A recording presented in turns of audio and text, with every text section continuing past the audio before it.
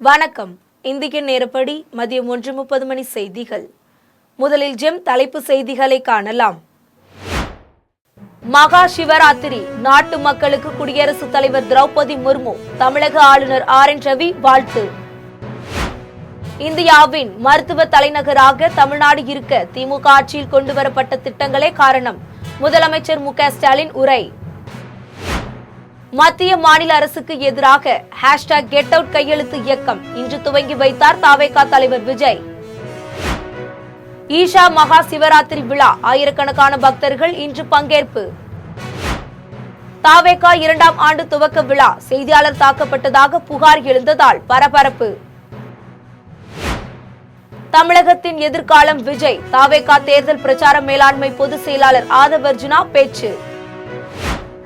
மகா சிவராத்திரி, மலர் சந்தைகளில் பூக்களின் விலை கடும் உயர்வு.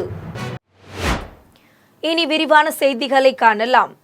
மகா சிவராத்திரியை ஒட்டி ஜனாதிபதி திரௌபதி முர்மு நாட்டு மக்களுக்கு வாழ்த்து தெரிவித்துள்ளார். இது தொடர்பாக அவர் தனது எக்ஸ் தளத்தில் வெளியிட்டுள்ள பதிவில், மகா சிவராத்திரி புனித பண்டிகையொட்டி நாட்டு மக்கள் அனைவருக்கும் மனமார்ந்த வாழ்த்துக்கள் என்றும், நம் அனைவரின் மீதும் பகவான் மகாதேவரின் ஆசீர்வாதம் நிலைத்திருக்க வேண்டும் என்றும், நம் நாடு முன்னேற்ற பாதையில் தொடர்ந்து முன்னேற வேண்டும் என்றும் பிரார்த்திப்பதாக அவர் அதில் தெரிவித்துள்ளார். இந்தியாவின் மருத்துவ தலைநகராக தமிழ்நாடு இருக்க திமுக ஆட்சியில் கொண்டுவரப்பட்ட திட்டங்களே காரணம் என்று முதலமைச்சர் மு க ஸ்டாலின் கூறியுள்ளார். சென்னையில் மருத்துவம் மற்றும் மக்கள் நல்வாழ்வுத்துறை 2642 உதவி மருத்துவ அலுவலர்களுக்கு பணி நியமனம் ஆணைகளை முதலமைச்சர் மு க ஸ்டாலின் வழங்கினார். அப்போது உரையாற்றிய முதலமைச்சர், மக்களின் உயிர்காக்கக்கூடிய உன்னத சேவை செய்ததற்கான பணி ஆணைகளை வழங்கியதில் மகிழ்ச்சி அடைவதாகவும், இந்தியாவின் மருத்துவ தலைநகராக தமிழ்நாடு இருக்க திமுக ஆட்சியில் கொண்டுவரப்பட்ட திட்டங்களே காரணம் என்றார். உலகமே பாராட்டும் வகையில் தமிழகத்தில் மருத்துவ கட்டமைப்புகள் மேம்படுத்தப்பட்டு உள்ளதாக அவர் கூறினார். மத்திய மாநில அரசுக்கு எதிராக #கெட்அவுட் கையெழுத்து இயக்கத்தை தாவேகா தலைவர் விஜய் துவங்கி வைத்தார். தமிழக வெற்றி கழகத்தின் 2ஆம் ஆண்டு தொடக்க விழா மாமல்லபுரம் அருகே பூஞ்சேரியில் உள்ள தனியார் ஹோட்டலில் தமிழ்தாய் வாழ்த்துடன் விழா துவங்கியது. தொடர்ந்து மத்திய மாநில அரசுக்கு எதிராக கெட்அவுட் கையெழுத்து இயக்கத்தை தாவேகா தலைவர் விஜய் துவங்கி வைத்தார். அதனைத் தொடர்ந்து கலை நிகழ்ச்சிகள் நடைபெற்றது. விழா மேடையில் தாவேகா தலைவர் விஜய், தேர்தல் வியூக வகுப்பாளர் பிரசாந்த் கிஷோர், ஆதவர்ஜுனா, தாவேகா பொதுச் செயலாளர் புசி ஆனந்த் மற்றும் மாவட்ட நிர்வாகிகள் வீற்றிருந்தனர். விழா நிகழ்ச்சியில் புசி ஆனந்த் வரவேற்புரையாற்றினார். இதனைத் தொடர்ந்து தாவேகா கொள்கை பாடல் ஒளிபரப்பட்டது. அதனைத் தொடர்ந்து இறுதி இலக்கை அடைவது தொடர்பான உறுதிமொழியை அனைவரும் ஏற்றுக்கொண்டனர். பின்னர் தாவேகா தலைவர் விஜய் மலர் தூவி மரியாதை செலுத்தினார். தளபதி விஜய் பயிலகத்தில் பயிலும் திண்டுக்கல் மாவட்டம் மற்றும் தஞ்சாவூர் மாவட்டத்தை சேர்ந்த மாணவிகள் சிறப்பு அழைப்பாளராக வந்து இருந்து உரை திகழ்த்தினர். விழாவில் தாவேகா நிர்வாகிகள் பலர் பங்கேற்றனர். தாவேகா 2ஆம் ஆண்டு தொடக்க விழாவில் செய்தியாளர் தாக்கப்பட்டதாக புகார் எழுந்த சம்பவம் பரபரப்பை ஏற்படுத்தி உள்ளது. தமிழக வெற்றி கழகத்தின் 2ஆம் ஆண்டு தொடக்க விழா துவங்கி நடைபெற்றது. இதனிடையே அரங்கிற்குள் போதிய இருக்கை வசதிகள் செயல்படவில்லை, காலை உணவு வழங்கப்படவில்லை. சுமார் 2000 பேர் பங்கேற்கும் அரங்கிற்குள் 3000 பேர் அனுமதிக்கப்பட்டு உள்ளதாக குற்றச்சாட்டு கூறப்பட்டது. இதற்கிடையே பாஸ் இல்லாதவர்கள் அனுமதிக்கப்படாததால் அரங்க நுழைவு வாயில் முன்பு பலர் காத்திருந்தனர். இந்நிலையில் தமிழக வெற்றி கழகத்தின் 2ஆம் ஆண்டு தொடக்க விழா தொடர்பான செய்தி சேகரிக்க சென்ற செய்தியாளரை பவுன்சர்கள் தாக்கியதாக குற்றச்சாட்டு எழுந்துள்ளது. மேலும் பவுன்சர் தாக்கியதில் நெஞ்சு வலிப்பதாக செய்தியாளர் கூறியதால் மருத்துவமனைக்கு அழைத்து செல்லப்பட்டார். இச்சம்பவம் பரபரப்பை ஏற்படுத்தியுள்ளது. கோவை ஈஷா யோகா மையத்தில் மகா சிவராத்திரியை ஒட்டி மக்கள் இரவு முழுவதும் விழிப்பாக இருக்க பிரபல பாடகர்களின் இசை நிகழ்ச்சிகள் நடைபெறவுள்ளது. கோவை ஈஷா யோகா மையத்தில் 31வது மகா சிவராத்திரி இன்று விமர்சையாக கொண்டாடப்பட உள்ளது. இவ்விழாவில் ஒடிசா மாநில ஆளுநர் ஹரிபாபு கம்பரகம்பதி, பஞ்சாப் மாநில ஆளுநர் குலாப் சம்பத் கட்டாரியா, மத்திய உள்துறை அமைச்சர் அமித்ஷா உள்ளிட்டோர் பங்கேற்க உள்ளனர். இதனுடன் தமிழகத்தின் பல்வேறு பகுதிகளில் இருந்து ஆயிரக்கணக்கான மக்களும் விழாவில் கலந்து கொள்ள உள்ளனர். இந்நிலையில் விழாவில் கலந்து கொள்ளும் மக்கள் இரவு முழுவதும் விழிப்பாக இருக்க உதவும் வகையில் இசை நிகழ்ச்சிகளும் நடத்தப்பட உள்ளன. இதில் தமிழ்நாட்டை சேர்ந்த பிரபல பாடகர் சத்யபிரகாஷ், கர்நாடகாவை சேர்ந்த பாடகி சுபா ராகவேந்திரா உள்ளிட்டோரின் இசை நிகழ்ச்சிகள் நடைபெற உள்ளது. நாகை இலங்கை இடையிலான கப்பல் போக்குவரத்து இன்று முதல் 28ஆம் தேதி வரை ரத்து செய்யப்பட்டு உள்ளது. மோசமான வானிலை காரணமாக இன்று முதல் 28ஆம் தேதி வரை 3 நாட்களுக்கு நாகை இலங்கை கப்பல் சேவை ரத்து என அறிவிப்பு வெளியாகியுள்ளது. கப்பல் சேவை தொடங்கிய 4 நாட்களிலேயே மீண்டும் ரத்தானதால் சுற்றுலா பயணிகள் ஏமாற்றமடைந்துள்ளனர். மார்ச் 1 முதல் நாகை இலங்கை இடையிலான கப்பல் சேவை வழக்கம் போல் தொடங்கும் என அறிவிப்பு வெளியாகியுள்ளது. ஹோலி பண்டிகை ஒட்டி 28 சிறப்பு ரயில்களை இயக்க உள்ளதாக மத்திய ரயில்வே அறிவித்துள்ளது. மார்ச் மாதம் 13ஆம் தேதி ஹோலி பண்டிகை கொண்டாடப்படுகிறது. பண்டிகையொட்டி பயணிகள் தங்கள் சொந்த ஊர்களுக்கு சென்று ஹோலி பண்டிகை உற்சாகமாக கொண்டாடுவார்கள். இந்நிலையில் பயணிகளின் போக்குவரத்து தேவை பூர்த்தி செய்யும் விதமாக மத்திய ரயில்வே 28 சிறப்பு ரயில்களை இயக்க உள்ளதாக அறிவித்துள்ளது. இந்த சிறப்பு ரயில்கள் மும்பையில் இருந்து புனே, நாக்பூர், மட்காப், நாத்தெட் இடையே இயக்கப்படுகிறது. இந்த ரயில்களில் ஏசி மற்றும் முன்பதிவு படுக்கை வசதி பெட்டிகள் இருக்கும் என ரயில்வே செய்தி தொடர்பாளர்கள் தெரிவித்துள்ளனர். கரூர் மாவட்டம் குளித்தலை அருகே கார் மீது அரசு பேருந்து மோதிய விபத்தில் 2 பெண்கள் உட்பட 5 பேர் சம்பவ இடத்திலேயே பரிதாபமாக உயிரிழந்தனர். கரூர் திருச்சி தேசிய நெடுஞ்சாலையில் அரசு பேருந்தும் காரும் நேருக்கு நேர் மோதி விபத்துக்குள்ளானது.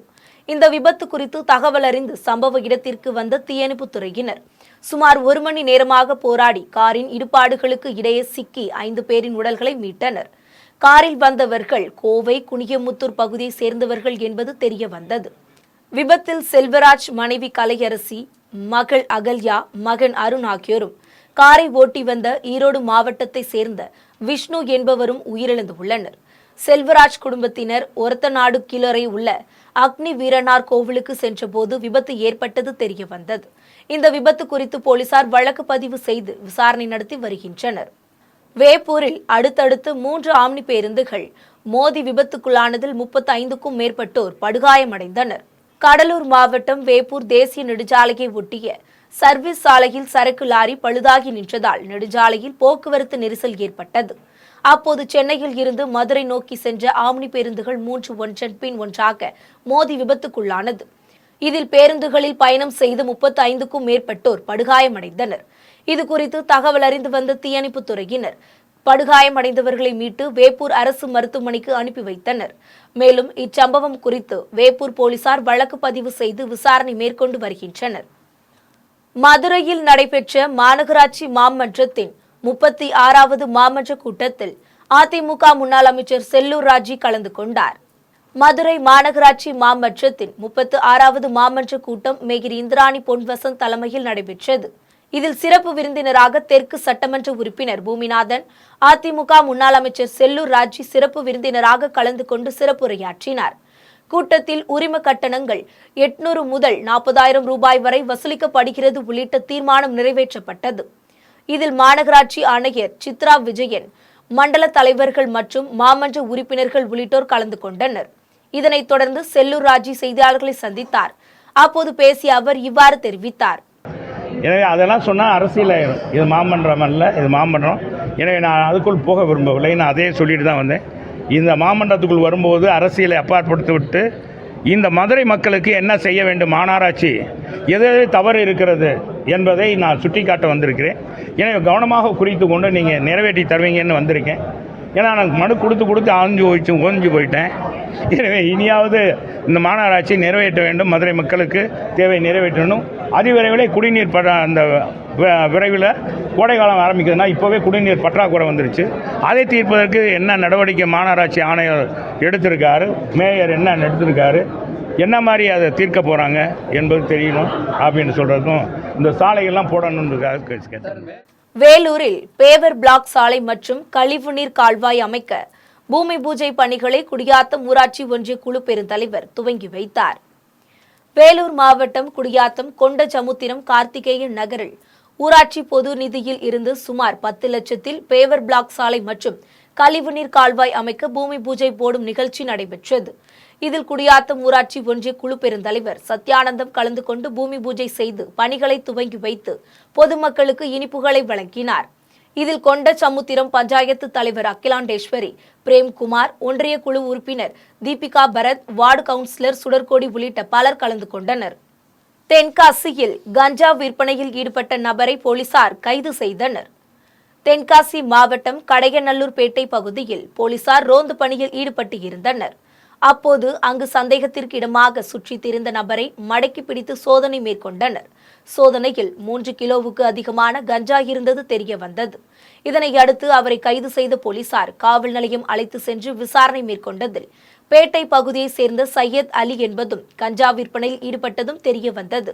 இதனைத் தொடர்ந்து அவரிடம் இருந்த 38,000 ரூபாய் மதிப்புள்ள கஞ்சாவை பறிமுதல் செய்து நீதிமன்றத்தில் ஆஜர்படுத்தி சிறையில் அடைத்தனர். பீர்க்கங்கரணையில் கஞ்சா விற்பனையில் ஈடுபட்ட 3 இளைஞரை போலீசார் கைது செய்தனர்.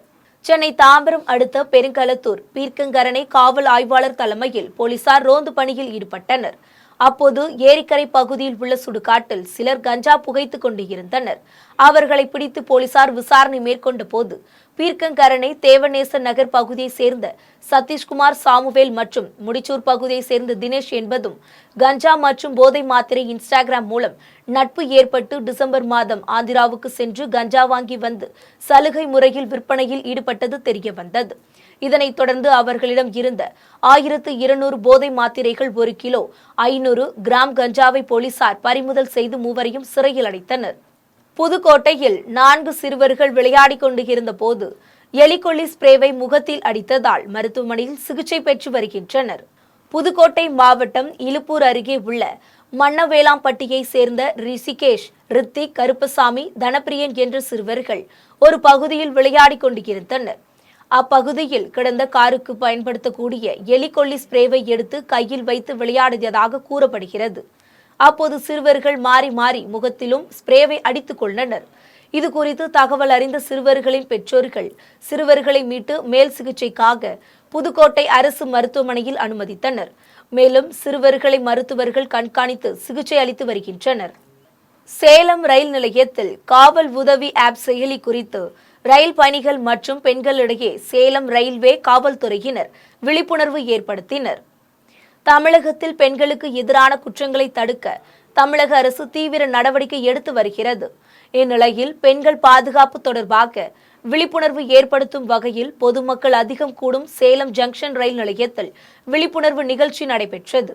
ரயில்வே காவல்துறை துணை கண்காணிப்பாளர் பெரியசாமி தலைமையில் நடைபெற்ற விழிப்புணர்வு நிகழ்ச்சியில் ரயில்வே காவல் நிலைய காவலர்கள் பங்கேற்று காவலர் உதவி ஆப் செயலின் பயன்பாடு குறித்து ரயில் பயணிகள் மற்றும் பெண்களிடையே விழிப்புணர்வு ஏற்படுத்தினர். அப்போது பெண்களின் பாதுகாப்பை உறுதிப்படுத்தும் விதமாக அறிமுகப்படுத்தப்பட்டுள்ள காவல் உதவி செயலை பொதுமக்கள் பயன்படுத்த வேண்டும் என தெரிவித்ததுடன் அதன் பயன்பாடு குறித்து பொதுமக்களுக்கு செயல்முறை விளக்கம் அளித்தனர். அப்போது பெண்கள் ஆர்வமுடன் காவல் உதவி செயலியை தங்களது செல்போனில் பதிவிறக்கம் செய்து கொண்டனர். மேட்டூர் காவிரி ஆற்றில் அடையாளம் தெரியாத ஆண் சடலத்தை கைப்பற்றி காவல்துறையினர் விசாரணை மேற்கொண்டனர். மேட்டூர் அருகே மாதையன்குட்டை காவிரி ஆற்றில் அடையாளம் தெரியாத ஆண் சடலம் மிதப்பதாக அப்பகுதி மக்கள் மேட்டூர் காவல் நிலையத்திற்கு தகவல் தெரிவித்தனர். தகவலின் பேரில் சம்பவ இடத்திற்கு வந்த காவல்துறையினர் சடலத்தை கைப்பற்றி பிரேத பரிசோதனைக்காக மேட்டூர் அரசு மருத்துவமனைக்கு அனுப்பி வைத்தனர். மேலும் வழக்கு பதிவு செய்து இறந்த நபர் எந்த ஊரை சேர்ந்தவர் என விசாரணை மேற்கொண்டனர். சங்ககிரி அருகே கணவன் கண் முன்னே லாரியின் டயர் ஏறியதில் மனைவி தலை நசுங்கி சம்பவ இடத்திலேயே உயிரிழந்த சம்பவம் அப்பகுதியில் சோகத்தை ஏற்படுத்தியது. தேவண்ண கவுண்டனூர் ஊராட்சிக்கு உட்பட்ட எம்ஜிஆர் நகர் மடம்பட்டி பகுதியைச் சேர்ந்தவர் பெருமாள் என்பவர் தனது மனைவி சோனியா காந்தியை இருசக்கர வாகனத்தில் அழைத்துக் கொண்டு வங்கியில் லோன் பெறுவது தொடர்பாக திருச்செங்கோட்டிற்கு சென்றார். அதன் பின்னர் மீண்டும் சங்ககிரி நோக்கி இருசக்கர வாகனத்தில் RS பேருந்து நிறுத்தம் அருகே வந்தபோது பின்னால் வந்த லாரி இருசக்கர வாகனத்தின் மீது மோதி விபத்துக்குள்ளானது. இந்த விபத்தில் இருசக்கர வாகனத்திற்கு கீழே விழுந்த மனைவி சோனியா காந்தியின் தலை மீது லாரி ஏறியதில் அவர் சம்பவ இடத்திலேயே பரிதாபமாக உயிரிழந்தார். கணவன் பெருமாள் லேசான காயங்களுடன் உயிர் தப்பினார். விபத்து குறித்து தகவல் அறிந்து வந்த சங்ககிரி காவல்துறையினர் விரைந்து சென்று சோனியா காந்தியின் உடலை மீட்டு பிரேத பரிசோதனைக்காக சங்ககிரி அரசு மருத்துவமனைக்கு அனுப்பி வைத்தனர். மேலும் வழக்கு பதிவு செய்து தப்பி ஓடிய லாரி ஓட்டுநரை காவல்துறையினர் தேடி வருகின்றனர். திருமயம் அருகே கோவில் விழா நடப்பதற்கு பிரச்சனை ஏற்பட்டு வந்த நிலையில் 6 கிராமங்களை சேர்ந்த 9 சமுதாய மக்கள் புதுக்கோட்டை மாவட்ட ஆட்சியர் அலுவலகத்தில் கோரிக்கை மனு அளித்தனர். புதுக்கோட்டை மாவட்டம் திருமயம் அடுத்து உள்ள ஆதனூர் வருவாய் கிராமத்திற்கு உட்பட்ட பகுதியில் குறுந்தொடையன் ஐயனார் திருக்கோவில் அமைந்துள்ளது. இந்நிலையில் கோவில் பால்குடம் காவடி எடுப்பது தொடர்பாக 6 கிராமங்களைச் சேர்ந்த 9 சமுதாய மக்களுக்கு மற்றும் ஒரு கிராமத்தை சேர்ந்த ஒரே சமுதாய மக்களுக்கும் இடையே பிரச்சினை ஏற்பட்டது. இந்நிலையில் இரு தரப்பினரையும் திருமயம் வட்டாட்சியர் அலுவலகத்திற்கு அழைத்து பேச்சுவார்த்தை நடத்த வட்டாட்சியர் அழைப்பு விடுத்தார். அழைப்பை ஏற்று 9 சமுதாய மக்கள் 30க்கும் மேற்பட்டோர் திருமயம் வட்டாட்சியர் அலுவலகத்திற்கு வந்திருந்தனர். மற்றொரு தரப்பினர் வட்டாட்சியர் அலுவலகத்தில் நடைபெற்ற சமாதான கூட்டத்திற்கு வரவில்லை. இதனால் 6 கிராமங்களைச் சேர்ந்த 9 சமுதாய மக்கள் வரும் சிவராத்திரி அன்று பால்குடம் காவடி எடுக்கக்கூடாது என வட்டாட்சியர் உத்தரவிட்டார். இதனிடையே கூட்டம் ரத்து செய்யப்பட்டதால் 6 கிராமங்களைச் சேர்ந்த 9 சமுதாய மக்கள் இது தொடர்பாக மாவட்ட ஆட்சியர் மற்றும் மாவட்ட காவல் கண்காணிப்பாளரிடம் புகார் அளிக்க உள்ளதாக தெரிவித்தனர். மும்மொழி கொள்கை என கூறி மறைமுகமாக இந்தி மொழியை திணிக்க நினைக்கும் மத்திய பாஜக அரசை கண்டித்தும் புதுக்கோட்டையில் திமுக மாணவரணி அமைப்பினர் தபால் நிலையத்தை முற்றுகையிட்டு போராட்டத்தில் ஈடுபட்டனர். மும்மொழி கொள்கை என்ற பெயரில் இந்தி மொழியை திணிக்க நினைக்கும் மத்திய பாஜக அரசை கண்டித்தும் மும்மொழி கொள்கை ஏற்றால்தான் தமிழ்நாட்டிற்கு உரிய நிதி தருவோம் என கூறும் மத்திய அரசிற்கு எதிராகவும் புதுக்கோட்டை வடக்கு ராஜ வீதியில் உள்ள நகர்மன்ற வளாகத்திலிருந்து 300க்கும் மேற்பட்ட திமுகவினர் மற்றும் இந்திய மாணவர் சங்கம் உள்ளிட்ட மாணவர் அமைப்பினர் பேரணியாக சென்றனர். அதன் பின்னர் புதுக்கோட்டை மேலராஜ வீதியில் உள்ள தலைமை தபால் நிலையத்தை முற்றுகையிட்டு போராட்டத்தில் ஈடுபட்டனர். போராட்டத்தில் திமுக வடக்கு மாவட்ட செயலாளர் செல்லப்பாண்டியன் உள்ளிட்ட ஏராளமானோர் பங்கேற்று மத்திய பாஜக அரசிற்கு எதிராக கண்டன கோஷங்களை எழுப்பினர். பெண்ணாடம் அருகே எடையூர் அரசு நேரடி நெல் கொள்முதல் நிலையத்தில் பல நாட்களாகியும் நெல் மூட்டை எடை போடாததால் விவசாயிகள் வேதனை அடைந்துள்ளனர். கடலூர் மாவட்டம் பெண்ணாடம் அடுத்த எடையூர் கிராமத்தில் செயல்பட்டு வரும் அரசு தற்காலிக நேரடி நெல் கொள்முதல் நிலையத்தில் அறுவடை செய்த நெல் மூட்டைகளை விற்பனைக்காக விவசாயிகள் அடுக்கி வைத்துள்ளனர். இந்நிலையில் பல நாட்களாகியும் நெல் மூட்டைகள் எடை போடவில்லை என்றும் இதனால் இரவு பகல் பாராமல் காத்து கிடப்பதாகவும் இது சம்பந்தமாக நிர்வாகத்திடம் கேட்டால் ஏற்கனவே பிடிக்கப்பட்ட நெல் மூட்டைகளை ஏற்றுவதற்கு வாகனம் அனுப்பவில்லை என அதிகாரிகள் தெரிவிப்பதாக விவசாயிகள் வேதனை தெரிவிக்கின்றனர். இது தொடர்பாக விவசாயிகள் குப்புசாமி, பொன்னுசாமி ஆகியோர் செய்தியாளர்களிடம் பேசுகையில், கொண்டாந்து போட்டு எங்களுக்கு பலன் இல்லாத ஆவாரமா இருக்கு. மூட்டைக்கு 48 ரூபா காசு வாங்குறாங்க. அது இல்லாத இவங்க என்ன இந்த குடிக்கிற வர்றவங்க மூட்டை எடை போடணும், எனக்கு பிஸ்கட் வாங்கி கொடு, சவனாப்பு வாங்கி கொடு அப்படிங்கிறாங்க. நாங்கள் எல்லாத்தையும் தோற்று கொண்டாந்து கொடுத்துட்டு இவங்கள்ட்ட கொடுத்துட்டு நாங்கள் சிவசிவனா நாங்கள் தலையில் கையை வச்சுட்டு போகிறதா? இது நடவடிக்கை நீங்கள் தான் நல்ல முடிவு எடுக்கணும். பக்கத்துல மழை பூந்து அடிச்சுன்னா ஏரி பக்கத்துல இருக்குது, தண்ணி வந்து குட்டவனை ஏறிக்குது, பாம்பு பூச்சி கிடக்குது. என்னங்க சார் பண்றது? பாத்துங்க, சூப்பர்வைசர் எல்லாம் பார்த்து அதிகாரிக்கு பார்த்து இதை நெல்லை எடை போட்டு எங்களுக்கு நல்ல விலை கொடுத்து நல்ல விவசாயம் எங்களுக்கு பார்த்து எங்களுக்கு விலையை நல்லா நிர்ணயிச்சு நல்ல முறையில் எங்களுக்கு நெல்லை வெளியில ஏற்றுங்க. திருச்சியில் உள்ள ஜாமியா ஆயிஷா நிஷ்வான் பெண்கள் அரபிக் கல்லூரியில் பட்டமளிப்பு விழா நடைபெற்றது. திருச்சி தஞ்சை சாலையில் அல் முகமதியா பள்ளிவாசலில் அருகே உள்ள ஜாமியா ஆயிஷா பெண்கள் அரபிக் கல்லூரியில் சனது எனப்படும் பட்டமளிப்பு விழாவை பள்ளிவாசல் இமான் சாதிக் பாஷா என்பவர் கிராதிக் ஓதி துவங்கி வைத்தார். விழாவிற்கு ஜிலானி பாஷா தலைமை தாங்கினார். விழாவில் பங்கேற்றவர்களை முகமது மைதீன் வரவேற்றார். விழாவில் பட்டம் பெறும் மாணவிகளின் பெற்றோர்களிடம் கேடய மற்றும் சான்றிதழ்கள் வழங்கப்பட்டது. மேலும் 30 மாணவிகளுக்கு 45 பொருட்கள் அடங்கிய பரிசு தொகுப்பு வழங்கப்பட்டது. விழாவில் வியாபாரிகள், தொழில்துறையினர் என பலர் கலந்து கொண்டனர். விளையாட்டு தினத்தை முன்னிட்டு ஆவடி அடுத்த முத்தாப்புதுப்பேட்டையில் உள்ள தனியார் பாலிடெக்னிக் கல்லூரியில் ஆண்டு விழா கலை நிகழ்ச்சிகள் நடைபெற்றது. சென்னை ஆவடி அடுத்த முத்தாப்புதுப்பேட்டையில் உள்ள ஆலி முகமது சாலிக் பாலிடெக்னிக் கல்லூரி 29ஆம் ஆண்டு விழா மற்றும் விளையாட்டு தின விழா கொண்டாடப்பட்டது. கல்லூரியின் செயலாளர் முகமது சாலிக் தலைமையில் நடைபெற்ற விழாவில் பல்வேறு விளையாட்டுப் போட்டிகளில் பங்கேற்று வெற்றி பெற்ற மாணவர்களுக்கு சான்றிதழ் மற்றும் கோப்பைகள் வழங்கப்பட்டன. இதனைத் தொடர்ந்து கல்லூரி மாணவர்களின் கண்கவர் யோகா மற்றும் பரதநாட்டியம் கலை நிகழ்ச்சிகள் நடைபெற்றது. விழாவில் கல்லூரி செயலர் முகமது சாலிக் பேசும்போது மாணவர்கள் மனம், உடல் அளவில் சோர்வடையாமல் இருக்க கல்வி மட்டுமல்லாமல் விளையாட்டிலும் ஈடுபாடுடன் இருக்க வேண்டும் என்று தெரிவித்தார்.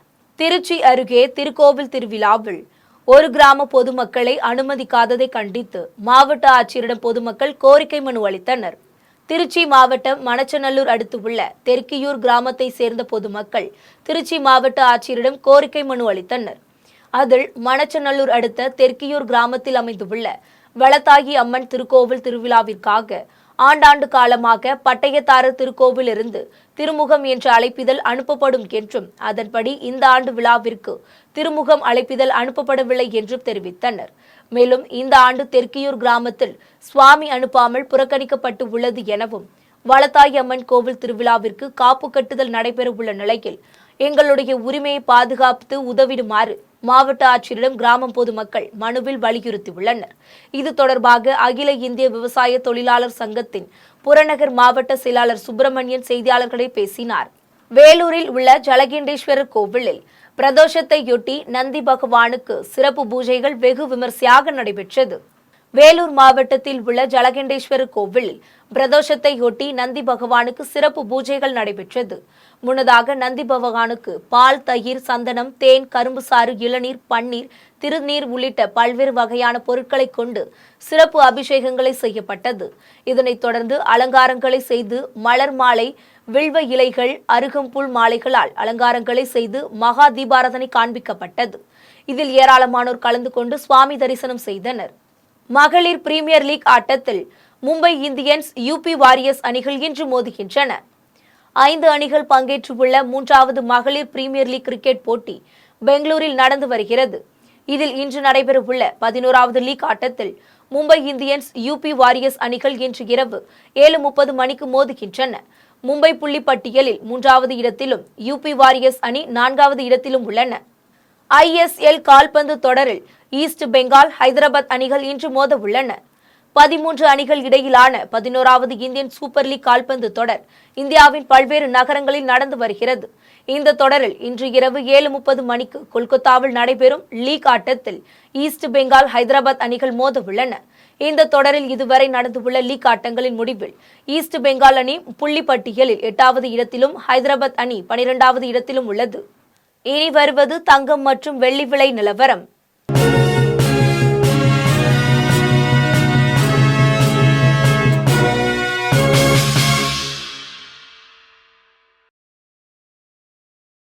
சென்னையில் ஆபரண தங்கத்தின் விலை ஒரு சவரன் 64,400 ரூபாய்க்கு விற்பனையாகிறது. சென்னையில் இன்று ஆபரண தங்கத்தின் விலை கிராமுக்கு 25 ரூபாய் குறைந்து 8,050 ரூபாய்க்கு விற்பனை செய்யப்படுகிறது. மேலும் ஒரு சவரன் 200 ரூபாய் குறைந்து 64,400 ரூபாய்க்கு விற்பனை செய்யப்படுகிறது. 24 கேரட் தூய தங்கம் ஒரு சவரன் 70,256 ரூபாய்க்கு விற்பனை செய்யப்படுகிறது. மேலும் 1 கிராம் வெள்ளி 106 ரூபாய்க்கும் 1 கிலோ வெள்ளி 1,06,000 ரூபாய்க்கும் விற்பனை செய்யப்படுகிறது. மீண்டும் ஜெம் தலைப்பு செய்திகள். மகா சிவராத்திரி நாட்டு மக்களுக்கு குடியரசுத் தலைவர் திரௌபதி முர்மு, தமிழக ஆளுநர் RN ரவி வாழ்த்து. இந்தியாவின் மருத்துவ தலைநகராக தமிழ்நாடு இருக்க திமுக ஆட்சியில் கொண்டுவரப்பட்ட திட்டங்களே காரணம், முதலமைச்சர் மு க ஸ்டாலின் உரை. மத்திய மாநில அரசுக்கு எதிராக #கெட்அவுட் கையெழுத்து இயக்கம் இன்று துவங்கி வைத்தார் தாவேகா தலைவர் விஜய். ஈஷா மகா சிவராத்திரி விழா ஆயிரக்கணக்கான பக்தர்கள் இன்று பங்கேற்பு. தாவேகா 2ஆம் ஆண்டு துவக்க விழா செய்தியாளர் தாக்கப்பட்டதாக புகார் எழுந்ததால் பரபரப்பு. தமிழகத்தின் எதிர்காலம் விஜய், தாவேகா தேர்தல் பிரச்சார மேலாண்மை பொதுச் செயலாளர் ஆதவ் அர்ஜுனா பேச்சு. மகா சிவராத்திரி மலர் சந்தைகளில் பூக்களின் விலை கடும் உயர்வு. இத்துடன் ஜெம் செய்திகள் நிறைவடைகின்றன. மீண்டும் ஜெம் செய்திகள் மாலை 6 மணிக்கு. உடனுக்குடன் செய்திகளை காண gemlive.tv என்ற இணையதளத்தில் இணைந்திருங்கள். நன்றி, வணக்கம்.